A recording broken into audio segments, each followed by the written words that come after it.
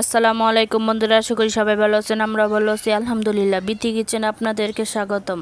আজকে আপনাদেরকে দেখাবো তেলাপিয়া মাছ দিয়ে লাউ রান্নার রেসিপি। প্রথমে আমি চুলায় বসিয়ে দিব একটা পাতিল, তারপর দিয়ে দিব পরিমাণ মতো তেল। তেলটা গরম হয়ে গেলে দিয়ে দিব পেঁয়াজ কুচি। পেঁয়াজ কুচিটা আমি বাদামি করে ভেজে নিয়ে দিয়ে দিব 1 চা চামচ রসুন বাটা, 1 চা চামচ জিরা বাটা, আর দিয়ে দিব 3 থেকে 4টা কাঁচামরিচ। কাঁচামরিচটা আমি থেতলে নিয়েছি। এবার একটু মশলাটা ভেজে তারপর দিয়ে দিব পরিমাণ মতো পানি, আর দিয়ে দিব 1 চামচ হলুদের গুঁড়া, অল্প পরিমাণ মরিচের গুঁড়া আর ধনিয়ার গুঁড়া, আর দিয়ে দিব স্বাদ মতো লবণ। তারপর দিয়ে দিব ধুয়ে রাখা মাছটা দিয়ে আমি ভালো মতো নাড়াচাড়া করে ডেকে দিব। মাছটা কষানো হয়ে গেলে এই পর্যায়ে আমি ভেঙে দিব। তারপর দিয়ে দিব লাউটা দিয়ে আমি ভালো মতো মিশিয়ে ঢাকনা দিয়ে রেখে দিব।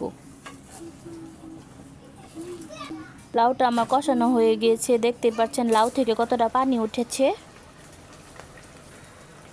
লাউয়ে আমি কোনো পানি অ্যাড করব না। লাউগুলো ভালো মতো সিদ্ধ হয়ে গিয়েছে। আমার রান্নাটা যদি ভালো লাগে তাহলে আমার চ্যানেলটা সাবস্ক্রাইব করে পাশে থাকবেন। যারা ফেসবুক থেকে দেখছেন তারা লাইক দিয়ে ফলো করে যাবেন।